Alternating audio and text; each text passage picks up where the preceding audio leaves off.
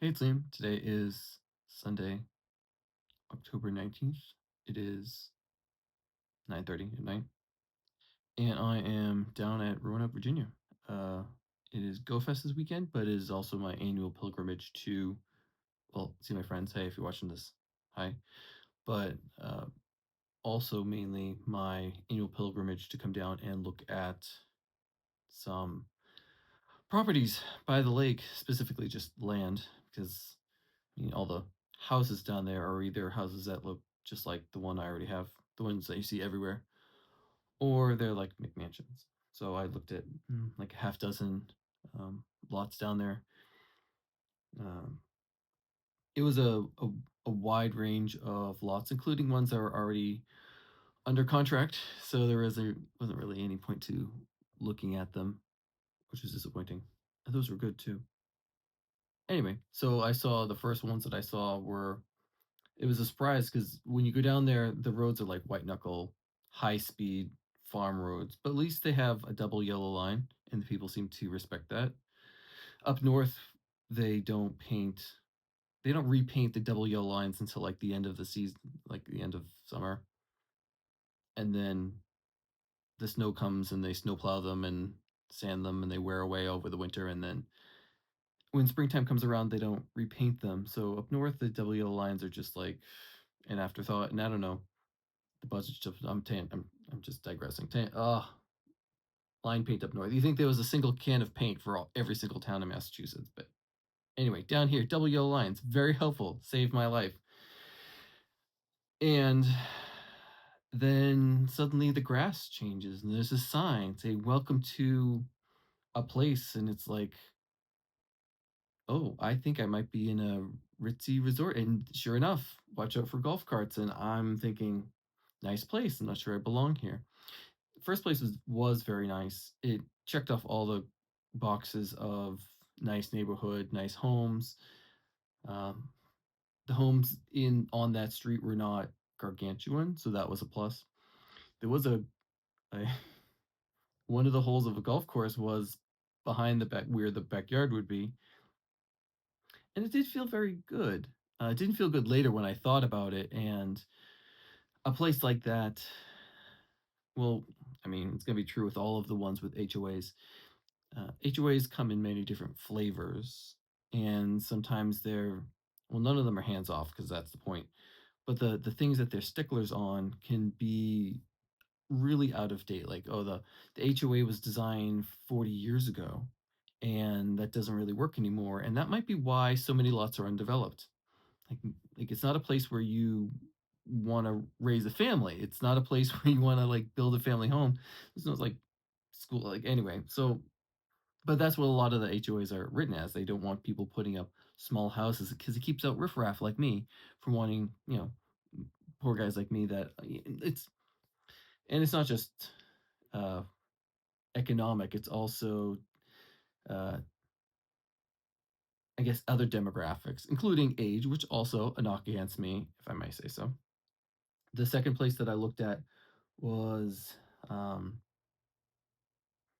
around another arm of the lake. God, the arms of the lake just all right. So it's a long ride to get from anywhere to anywhere else on the lake. And oops, I'm falling out of the picture frame. Hi, sorry about that. You are on the back of the sofa, so you're gonna shake a lot. Not sorry. Oh, also, I just took a shower, so I have curly hair. Get over it.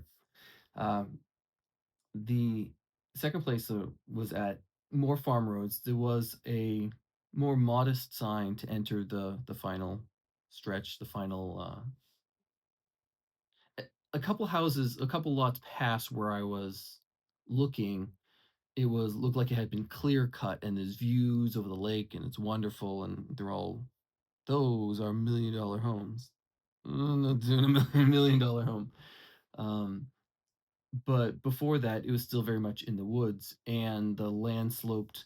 This is what they do a lot. They put the road on the ridge line. Here, I'll demonstrate down the ridge line, and the land drops off suddenly on one side of the road and the other, which means, and you see this a lot down, even here in Roanoke, is as the sun just passes through the sky, the landscape will just shade itself and the sun will set in the middle of the afternoon, or it'll take all day for the sun to rise over a hill and something like that. and I'm not going to come down south in the winter just to be, or not just the hillside itself, but they're also forested hillsides. So if your house is low, as many of them are, you've got this towering forested hillside over you. So it's like, nope, nope, nope, nope. I'm sorry, you're tilting off again. Another one that I looked at today um, was very close to a main road, so that was a plus, but I had an HOA. I haven't asked about any of these HOAs because he's just afraid to ask, but I'll do the diligence and start asking about the stuff that, oh, this is so much work. Went down, there's a long stretch of land between the two major arms of the lake, and I went down there today. Um, the other two properties I mentioned were, I went down there on Friday, so today is Sunday. I went down there today, and there were three of them, like bing bang boom, like almost like right across from each other. I'm like, why? There wasn't anything that like gave it away, like, oh, there's this weird thing, but um, I thought they were okay. I thought they were worth additional investigation. One of them looked like I saw like a map picture of the septic field is on the neighbor's property. It's like, oh, maybe that's why. Maybe that's why there's not a house on either property. Easement, that's the word. There are easements on places. And that gets tricky and that scares people off. It's probably gonna scare me off. And finally today, I went on the other side of the lake and there were lots of farm roads with real farms on them, not like formerly farm roads, like actual farm on either side, farm roads. And look, sorry, and that was fine. It had the lot had a boat. I don't know. I'm touching my nose like this. A boat parking lot next to it, which sounds bad, and yeah, it could be. But if I'm there in the winter, then who's? It's not like busy season, so maybe that'd be fine for me and my. So the price of the lot would be less, um, and so I jotted down lots of notes, lots of post-it notes because I'm fancy. And then I decided to, okay, I head back to Roanoke and meet up with my friends that are back over here doing GoFest and other things. And and as I was leaving, other people coming into the village because people really live there. You know, it's not just a vacation community. And this lady I mean, I didn't get a good look at her, but she was an older lady. Um, we didn't have a moment. There wasn't any like thing about, but I just as I was leaving that development, um, well, I've been around the roads enough. Like the the beginning of this weekend was a lot of white knuckle driving. I don't know the roads. I've driven a lot of them this weekend, and I've driven them previous times I've come down here, so I felt comfortable and familiar with them. That my mind was able to just think about everything. And so before, when I was like, okay, what's the next? Where do I turn? I got the nav going ahead on the journey, take a right, and then don't miss this turn. And how much further is it? Watch out for this. The road is curving. Don't speed when you're 10 states away. Um, all of that kind of like was now behind me, and I could just think about the properties that I was looking at this weekend. And I was like, what am I doing here? Like, not who is that lady? I wasn't having like a that kind of moment. But I was like, do I want to be that lady? Like, why does that lady live here? And is like everybody here like that lady? Like, am I like way too young to be here? And if I was here, like over the winter, am I gonna be like the youngest person within like 40 miles? Or am I gonna be the youngest person within 40 miles that like isn't married and doesn't have kids? You know? Like I was just on the way back to Roanoke, I was just like, what am I doing here? Um, And I also noticed late in my return to Roanoke that I had a playlist on that was not, very uplifting. By accident, I didn't do it on purpose, but I was like, why am I hearing this song again? Because it was, a short playlist. It was very melancholy, and I'm like, I'm just feeding my mood. But the mood was, I think I needed to have that. Like, when I saw her, it wasn't like I had an existential crisis, but like part of me died a little bit inside when it's like, oh my God, I'm looking at,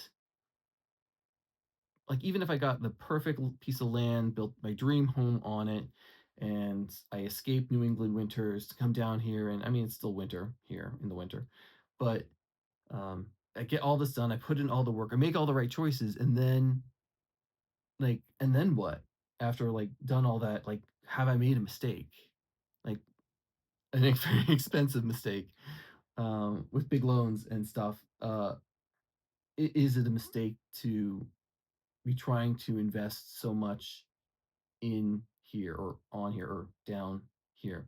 Like, it's just, am I just in the wrong place? Am I the wrong person for this? Should I be, not should I be doing something, not should I be doing this somewhere else, although, but should I be someone else somewhere else? Oh, that sounds like a terrible line of thought, but I just for the first time I had this sense of dread that, like, what am I doing? Am I, like, beating a dead horse? I don't have the right metaphor. I didn't have one ready for this video, and I certainly it's not coming to my head right now. But it's just a very different feeling at the end of this weekend as opposed to previous years when I've been around here, looking at lots, liking some, being disappointed in others. Um, it just it was an unexpected feeling, and I'm not used to having feelings. And there's a storm raging outside. And this is green. This curtain is green. I am wearing tan. Pajamas are gray. I am in my pajamas. I am packing up, ready to head back home. My goal is to roll out of bed at 7 o'clock in the morning. Yeah, that was my goal leaving to come down here too. But I had to stop at the bank, which I didn't actually need to. But I was afraid that my credit card wouldn't work, so I was afraid my credit card wouldn't work everywhere. So I needed more cash than I never use cash. So last minute decision on my way down here is the bank didn't open until 8:30, so I was late coming down here. But I mean, it doesn't really matter because it's just an Airbnb. You get here when you get here. My mother was like, "Well, are you trying to beat traffic?" And it's like 10 and a half hours of driving.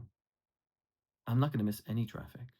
I'm not going to miss any accident, and I'm not going to miss any rush hour. I hit both rush hours, as you do. Um, and so uh, and and it's very, even it doesn't matter if I roll out of bed at 4 o'clock in the morning, right? By the time, even if I'm driving and it's still daylight when I get to where I'm going, it's still a long ride. And when I get to here, I mean, here I'm in actually Cave Spring, Virginia, which is the town south of Roanoke. And it's on the side of Roanoke that's closer to the lake. So if I went to the lake, it's like another hour. It's not highway driving for an hour. It's county roads, state and county roads for an hour, and then, like, double yellow line kind of roads. Uh, and just the thought of that as well. Um, I did find the previous years I came down here, there were very dangerous roads that I was down, and I was like, this is bad. This is really, really bad. And I posed the question on Friday. We were at an event at the Go Fest, and the Carlin brothers were there, and I asked them, like, because they also have family lake time adventures, and I asked them if there was a place that if there was a way there that they felt safe taking their family. Sorry, I hear rumbling in the background, but it's not thunder. Um, because a lot of these roads just seem so, and they agreed.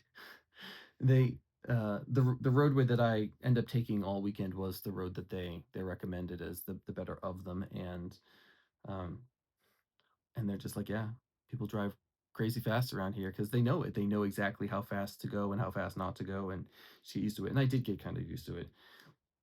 But this weekend, well, until right now, this weekend it was very sunny and daylight. But to get here at the end of the day when I'm already tired, the point of coming all the way to here and not farther was about, I can't even see. All right, 15 minutes in. was about not being like how far I could drive in a day from Massachusetts, and doable. The word I would use is doable, and I'm not sure that the lake is doable.